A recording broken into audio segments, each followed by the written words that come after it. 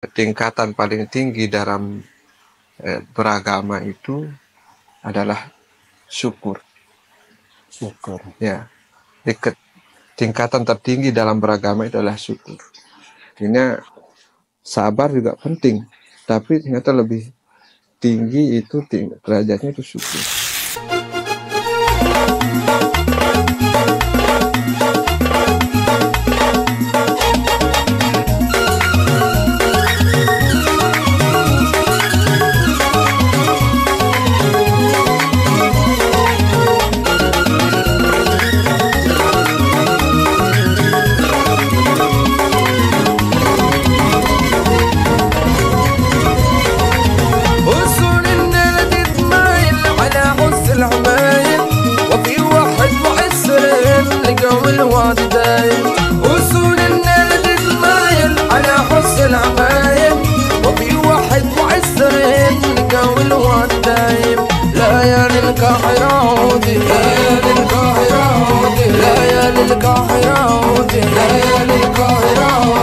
وحنا بنعود سوريا بدل والحباب على نور الزهور.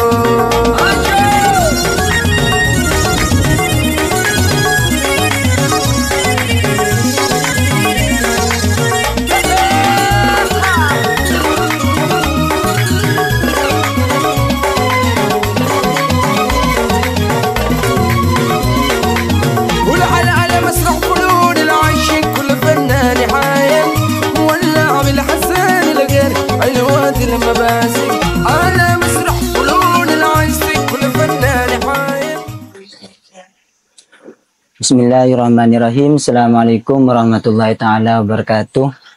Waalaikumsalam warahmatullahi wabarakatuh. Sahabat Media Center dimanapun Anda berada, alhamdulillah berjumpa kembali bersama kami di channel YouTube Mahat Ali Nurul Jadid.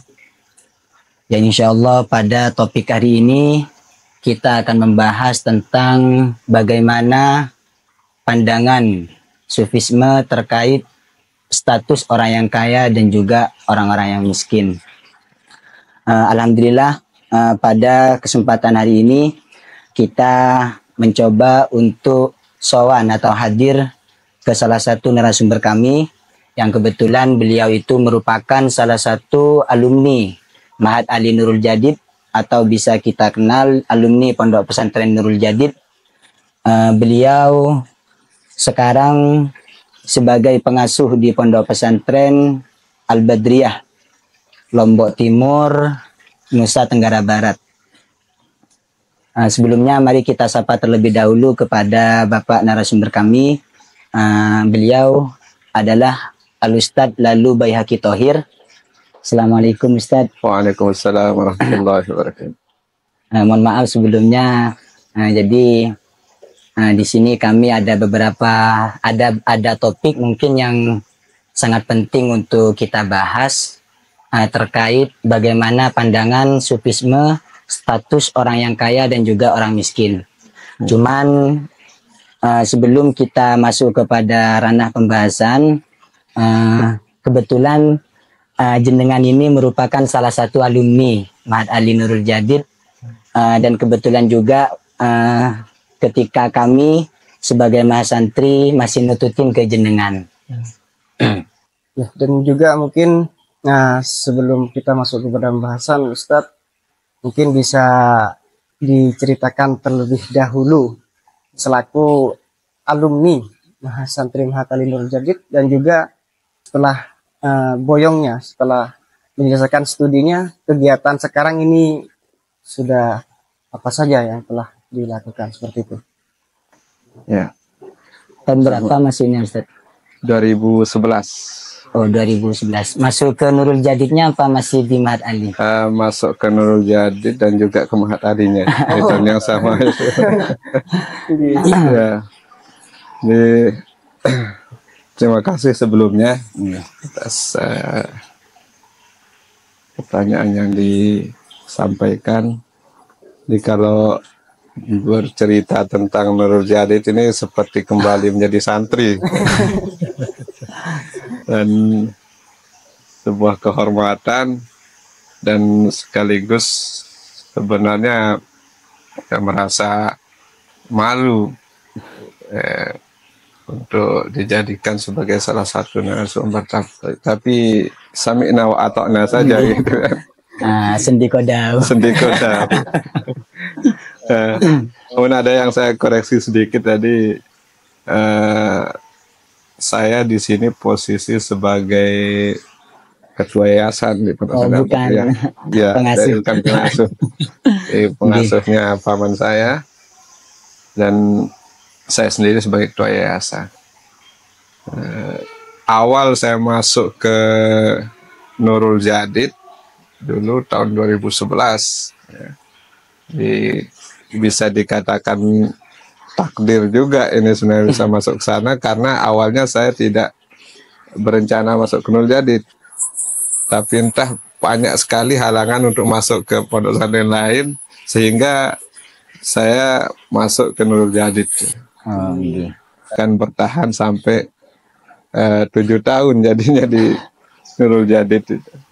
Masuk 2011, kemudian ikut tes di Ma'had Ali, alhamdulillah ditakdirkan untuk bisa menuntut ilmu di Ma'had Ali tahun 2011. Juga mungkin ini Ustadz, apa namanya ya, kami pernah dengar bahwasanya jenengan ini merupakan salah satu perintis salah satu media yang ada di Ma'had Ali. Salah satu contohnya itu kayak Al-Amiri Post, kemudian ada majalah Kamal.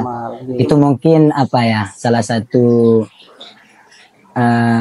amal yang mungkin sampai saat sangat ini masih alhamdulillah masih berjalan. Gimana itu ceritanya Ustadz waktu jenengan apa namanya yang merintis mungkin? Ya, jadi kalau dulu Buletin Kamal ya, Buletin Kamal itu memang dari sebelumnya sudah ada, jadi dari kakak kelas sebelumnya. Tapi kalau Al-Amiri Post itu memang dulu saya dengan kawan-kawan itu karena keresahan sebenarnya ingin menyampaikan sesuatu itu apa kita mau pakai sampaikan gitu kan. Nah, mau kita bikin media yang besar dana ndak ada gitu ya. Jadi saya bikin waktu itu selembar sebenarnya, pakai kertas apa namanya yang buram itu, biar mirip seperti koran. Hitam putih. Iya, hitam putih.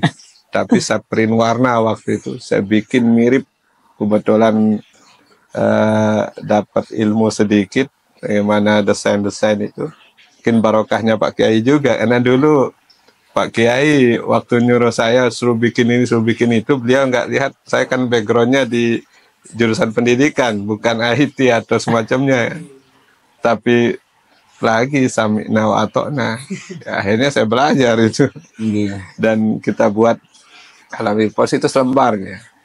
Dan isinya sebenarnya dikatakan ya banyak guyonan-guyonan, karena nggak terlalu serius waktu itu, hanya saja ingin agar teman-teman itu membaca.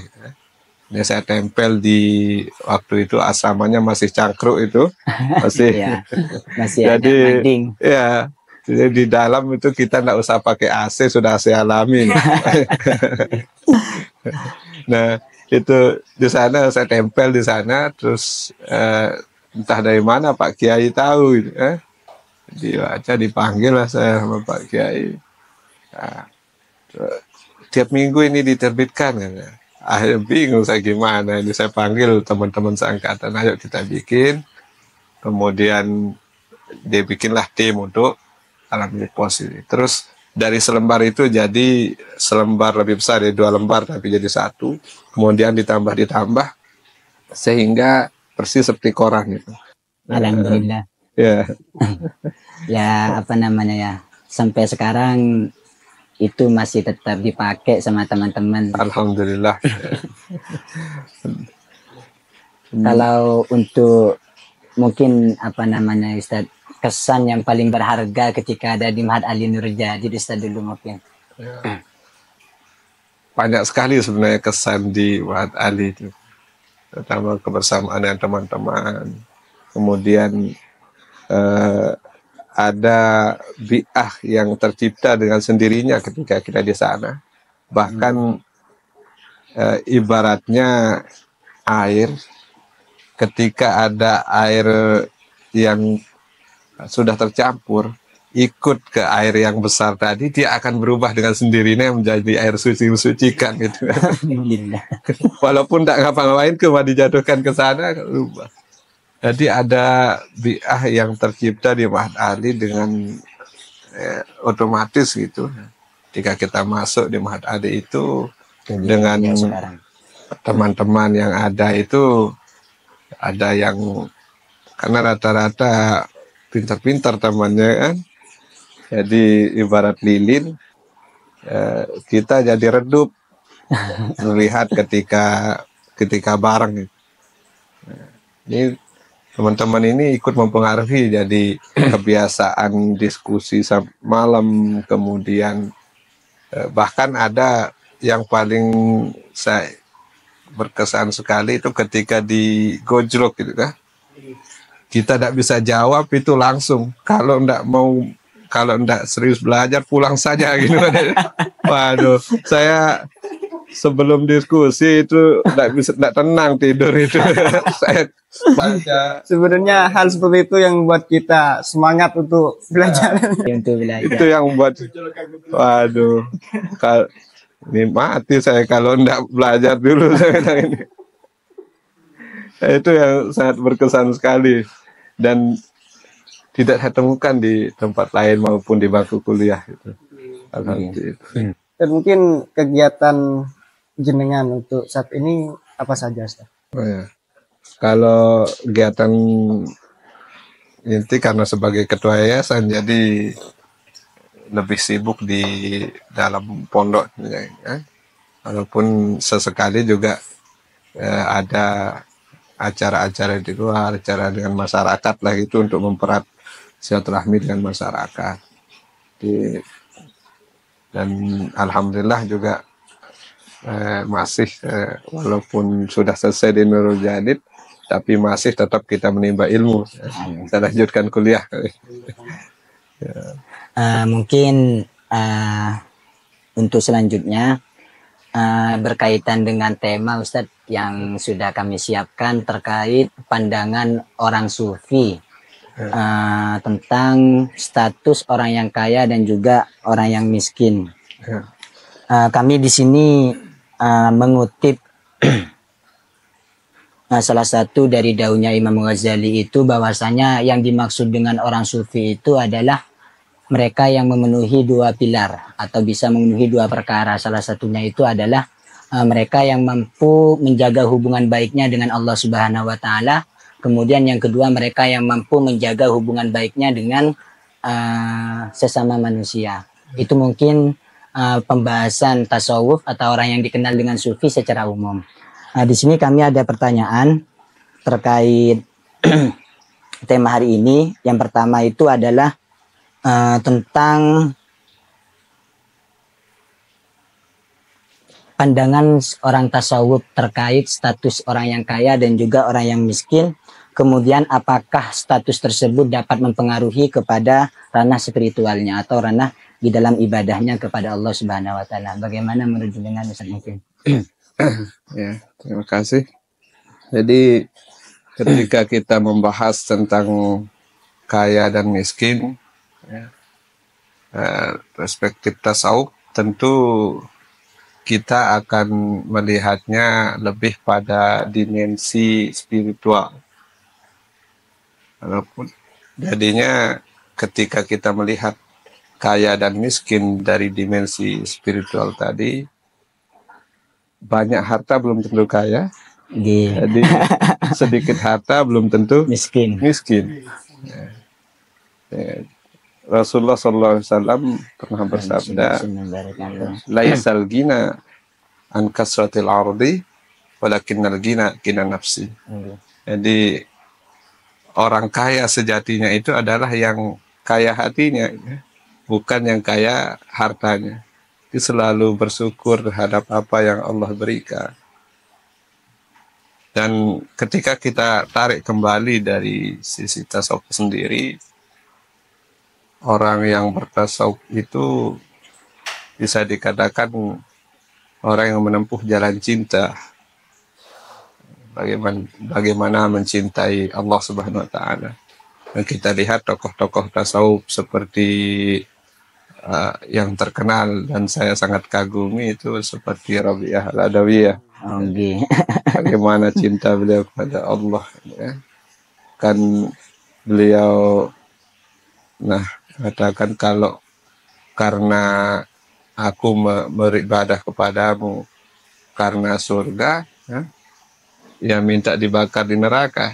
Tapi kalau sebaliknya beribadah kepada Allah karena takut neraka, beliau tidak mau beribadah kepada Allah itu karena sesuatu, karena takut neraka ataupun surga. Ini kecintaan yang sangat tinggi sekali. Maka ketika kita pandang dari sudut itu, harta tidak ada artinya. Kita seperti mencintai seseorang, misalnya mencintai istri kita. Waduh, kalau salah kita mencintai itu bisa kita ikut rusak juga. Ada ungkapan anak-anak muda itu, kalau cinta sudah melekat, kayak kucing rasa coklat. Agak familiar. Ya. Jadi tidak ada artinya harta itu ketika kita sudah cinta. Maka kalau kita melihat kaya itu dari segi dimensi spiritual tadi, maka yang kaya sungguhnya yang kaya hatinya. Mobil itu tidak ada artinya kita punya mobil segalanya, tapi itu tidak ada artinya. Jadi ketika mobil itu hilang, rumah itu hilang, kita biasa-biasa saja. Berarti sesuatu yang bersifat duniawi itu berarti bagi mereka sudah tidak ada di dalam hati lagi mungkin, ya Ustaz? Iya, tidak tergantung terhadap ada. Jadi bukan berarti kita tidak boleh kaya. Jadi tidak butuh berarti. Ya. Cuman, jadi kalau kita lihat dari ini, dan Al-Imam Al-Ghazali dalam kitab Ihya-nya mengatakan bahwa ya kaya miskin itu hanya alat. Maka tinggal bagaimana kita menggunakan alat tadi. Ya. Kalau kita gunakan tujuannya untuk mencari ridha Allah atau mendekatkan diri kepada Allah, maka kita akan dekat kepada Allah. Ibarat mobil sebagus apapun mobil itu, tapi kalau kita sadar mobilnya itu plat merah, semua orang tahu plat merah itu milik siapa, kan? Tidak bisa kita gaya-gayaan itu. Nah, kalau kita sadari harta itu bukan milik kita, walaupun kita pakai dia, harta itu kita tidak akan terlalu sombong dengan itu.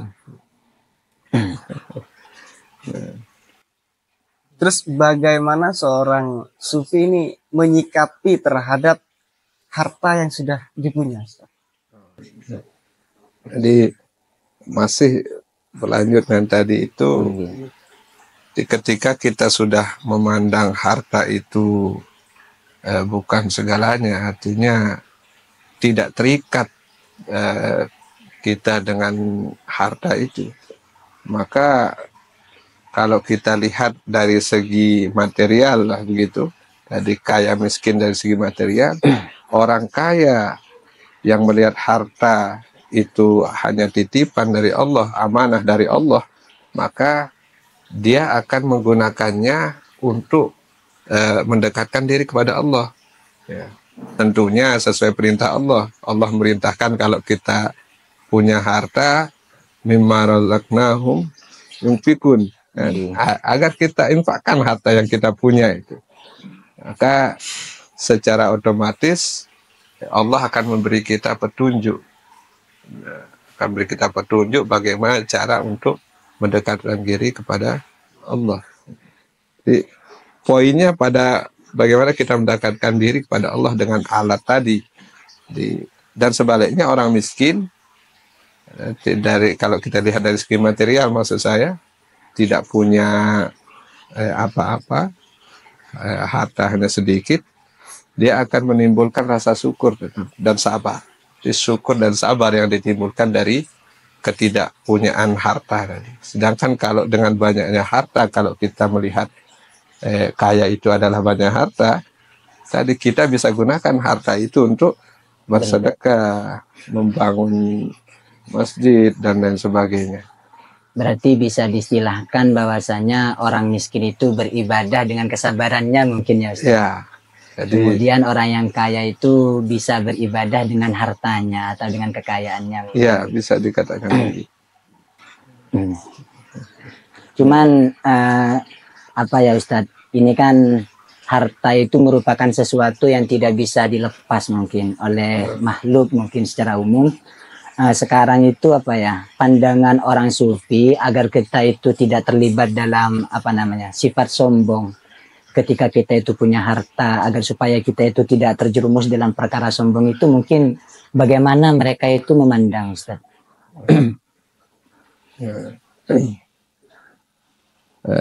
Kalau saya ibaratkan dia harta itu, artinya bagaimana menyikapi harta itu agar tidak kita merasa sombong dengan harta itu. Jadi, ketika harta itu sudah kita lihat sebagai titipan tadi, sebagai amanah, secara otomatis kita tidak akan berbuat atau kita tidak akan menampakkan kesombongan tersebut. Ibarat orang tukang parkir tadi. Tukang parkir itu ketika ada yang Rolls Royce yang parkir itu dia parkirkan semuanya. Ketika sudah waktunya untuk pergi, dia tidak akan menangisi atau sedih dengan kepergian itu. Dia juga tidak akan jumawa sombong dengan banyaknya yang parkir tadi itu. Berarti poinnya itu di sana mereka itu tidak merasa memiliki. Iya. Jadi menyadari bahwa semua harta tadi adalah amanah, titipan dari Allah. Ketika itu kita sadari sebagai titipan, tentu kita tidak akan merasa sombong. Sebagai jawabannya. Cuman mungkin ya Ustaz, untuk terlepas dari rasa untuk tidak memiliki itu mungkin sangat sulit gitu. Ya, apalagi semisal dihadapkan dengan beberapa problem atau apa ya namanya kondisi keluarga, kondisi rumah tangga, mungkin untuk bisa sampai pada level itu mungkin sangat sulit gitu. Ya, butuh latihan mungkin. Ya, namun bukan mustahil. Ya. Ya. Jadi saya sering sampaikan sebuah ungkapan, bukan karena mudah kita yakin bisa, tapi karena kita yakin bisa, semua menjadi mudah. Menjadi mudah. Ya. Jadi tinggal bagaimana kita sekarang ini, kita yakin tidak bisa seperti itu. Kalau mudah kan, misalnya cuma makan pentol, siapa yang nggak bisa ya? Apa prestasi yang bisa kita lihat dari makan pentol? Tinggal buka mulut makan. Sesuatu yang mudah dikerjakan. Nah, tapi kalau kita menganggap sesuatu yang sulit itu mudah, insya Allah bisa. Dan memang yang disampaikan tadi, kalau sudah berkaitan dengan dunia memang sangat sulit untuk kita. Tapi ketika kita berusaha, insya Allah bisa. Pertama, kita bisa mencontoh tokoh-tokoh yang memang kita kagumi, itu lebih mudah. Nah, saya kagum dengan kiai-kiai kita, guru-guru kita. Ya. Terutama pengasuh di pondok kita itu luar biasa beliau. Jadi saya pribadi lebih banyak terpengaruh dengan melihat kenyataan langsung di lapangan itu, bagaimana guru-guru kita bersikap. Seperti guru kita Kiai Zuhri, beliau disanjung maupun dicaci itu tidak berubah wajahnya itu. Maksud saya, kalau kita kan, waduh, Langsung ya. ya.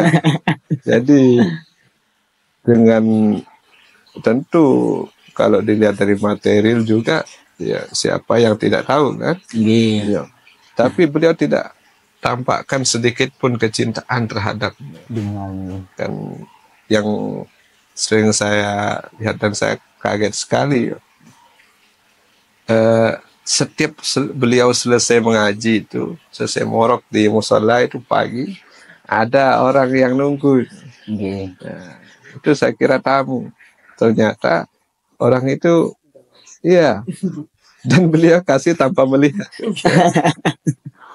Ya, kalau kita mungkin kita lihat dulu, kita pilih yang 2000 yang agak mau terasi itu. Tadi yang paling kecil mungkin Ustaz. Ya, kalau beliau tidak lihat, artinya dunia itu di tangannya.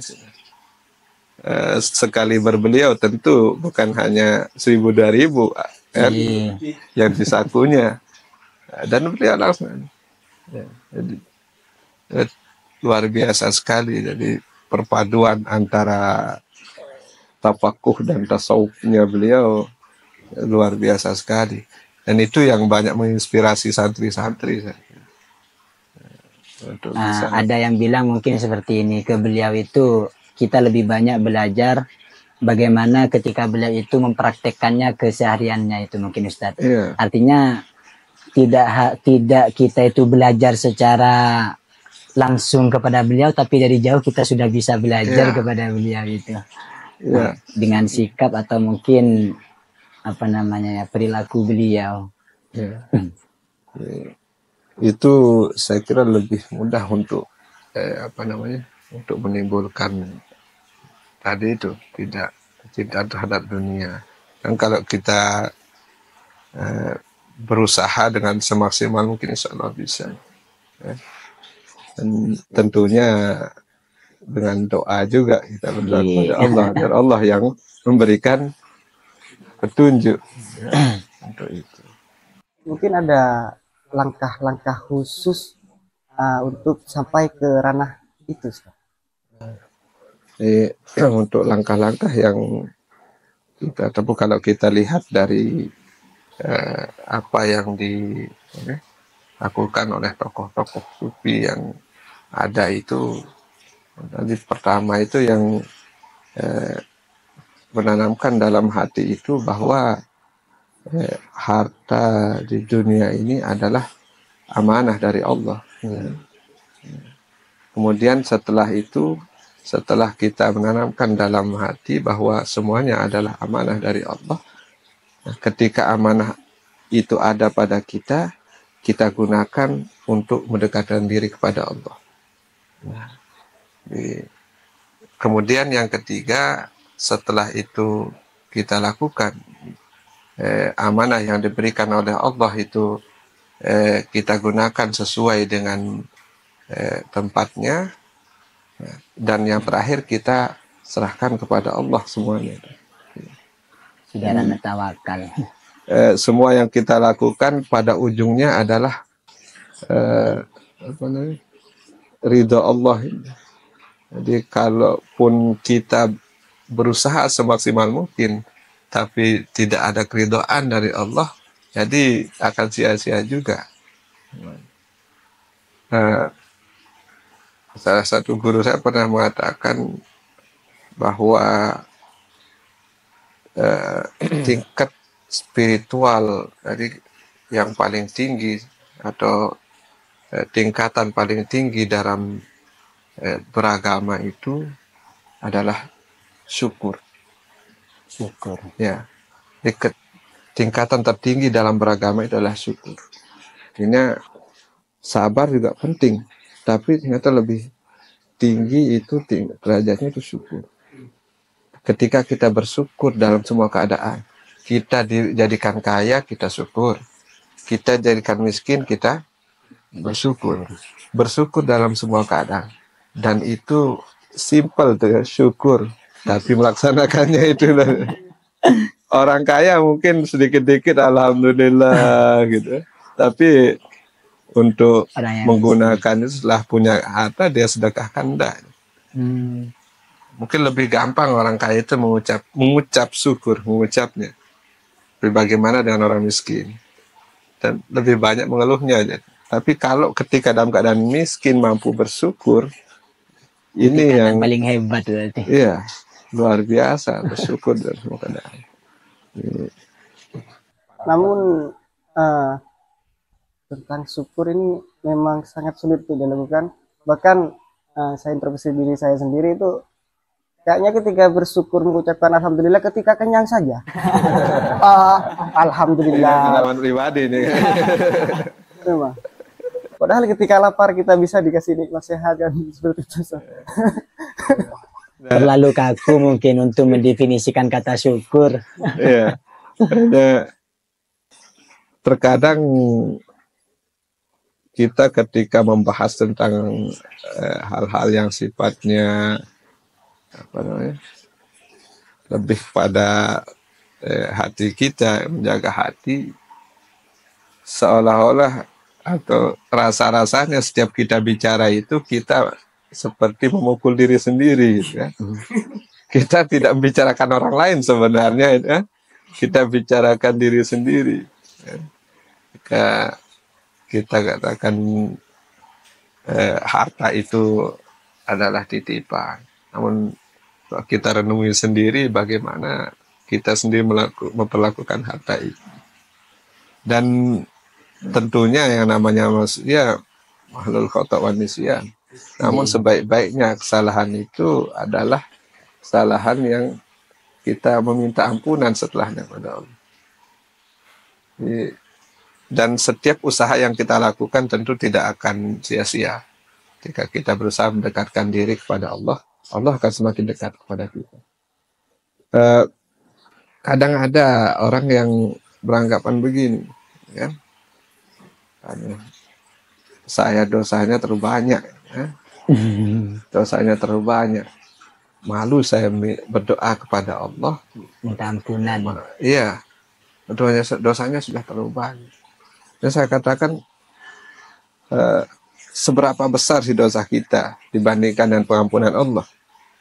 Sedangkan Allah mengatakan, ud'uni astajib lakum, ya? Mintalah, berdoalah, saya akan kasih, saya akan kabulkan. Allah menantang kita untuk itu.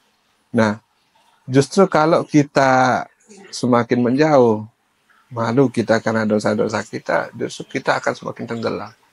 Nah, kalau sebaliknya dengan kondisi kita yang penuh dosa ini, kita jadikan alat untuk semakin dekat kepada Allah. Allah, sebesar apa sih dosa saya itu dibanding dengan pengampunan? Nah, Allah itu senang untuk diajak berbicara, bercengkrama. Ya, dan tentunya cara kita bercengkrama itu ya sesuai dengan diri kita lah, ya. Dan Allah akan pahami semua itu. Jadi, lebih senang kalau itu selalu dia. Justru kalau ditinggalkan, Allah akan semakin jauh dari kita. Mungkin merasa kalau misal terlalu banyak dosa merasa tidak pantas, padahal itu bukan sesuatu yang baik yang mungkin Ustaz untuk kita lakukan. Sejatinya berarti kita harus lebih mendekatkan diri berarti. Iya, jadi harus lebih mendekatkan diri kepada Allah justru ketika kondisi terpuruk itu, ya, mendekatkan diri. Dan memang seperti yang bukan katakan tadi, itu sulit tapi bukan berarti mustahil. Iya. Ya. Dan kita dalam proses itu, dalam proses berarti itu sudah sinyal dari Allah sebenarnya. Kalau kita baca kitab itu di awal selalu ditulis hadis yang familiar, kan, mayuridillahu bihi khairan faqihuhu fiddin. Barang siapa yang Allah kehendaki kebaikan padanya, maka Allah akan pahamkan dia dalam urusan agama. Tentu maksudnya adalah juga semua proses tadi untuk paham terhadap agama, mulai dari dipaksa mondok sama orang tua, gitu kan. Dengan semua prosesnya itu, Allah yang atur itu untuk sampai pada tujuan. Maka bersyukurlah kita ketika kita ada dalam proses itu, walaupun dalam masa keraguan pun, kan, aduh saya banyak dosa ini, saya punya harta tapi dapatnya dari yang nggak benar misalnya, kan. Jadi itu sudah proses sebenarnya. Berarti Allah sudah berikan sinyal untuk kita berubah kepada arah yang lebih baik. Itu wajib kita syukuri. Tapi ya itu banyak yang tidak sadar dengan itu. Kalau kita sadari, Allah yang akan bantu kita untuk berubah menjadi lebih baik. Terakhir pertanyaan. Mari. Banyak ya ilmu yang kita dapat pada kesempatan hari ini. Bagaimana pandangan orang-orang sufi terkait status dari kekayaan seseorang dan juga status dari kemiskinan seseorang. Pada intinya itu adalah bagaimana mereka itu mampu bersyukur atas apa yang mereka miliki, dan yang paling penting itu adalah harta atau rizki yang Allah berikan kepada makhluknya itu, makhluk itu sendiri tidak merasa memiliki terhadap apa yang Allah berikan. Karena mungkin kalau orang itu merasa memiliki, maka cenderung mereka itu ketika kehilangan harta tersebut atau rizki yang Allah berikan tersebut, maka cenderung mereka itu akan kecewa ataupun sedih ataupun yang lainnya. Jadi pada titik level tertinggi adalah bagaimana kita itu mampu menjaga amanah yang Allah berikan, juga bersyukur dan tidak merasa kita itu untuk memiliki. Kami mencoba ada salah satu daun mungkin ya yang disampaikan oleh Imam Ibnu Athaillah. Beliau itu mengatakan seperti ini. Harta atau rizki yang diberikan oleh Allah itu bagaimana sekiranya banyaknya itu tidak membuat mereka itu kufur atau melampaui batas, kemudian sedikitnya harta yang Allah berikan kepada orang tersebut tidak bisa membuat mereka itu merasa cukup. Nah, mungkin pada kesempatan pagi hari ini kami dari tim Media Center Mahat Ali Nurul Jadid sangat mengucapkan terima kasih atas waktunya bincang-bincang santai terkait bagaimana tema yang kita bahas pada hari ini. Mungkin sebelum ditutup ada dari Jadi ini untuk teman-teman khususnya di pondok ya. Itu mungkin sangat penting. Jadi, saya sangat mengharapkan teman-teman yang di pondok khususnya digunakan waktu di pondok itu sebaik-baiknya. Jangan sampai setelah kita pulang itu akan menyesal. Dan saya sendiri ketika pulang dari pondok walaupun sudah 7 tahunan di sana masih merasa menyesal kenapa tidak serius itu ketika pondok. Kamu mumpung masih ada di pondok, gunakan waktu sebaik-baiknya, dan semua yang terjadi di pondok itu tidak akan terulang kembali walaupun kita ingin ya. Atau mungkin sampai ingin mondok lagi dari awal. itu kayaknya sudah ada jenjang yang perlu kita lagi. Ya, itu tidak akan terulang kembali.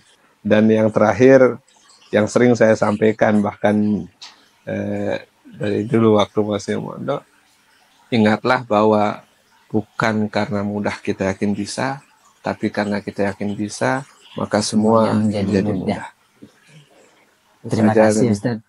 Mudah-mudahan kita tetap terjaga hatinya. Amin, amin, amin. Karena tidak ada batas jadinya antara sama manusia kalau kita tidak memikirkan harta sebagai tolak ukur atau dunia sebagai tolak ukur.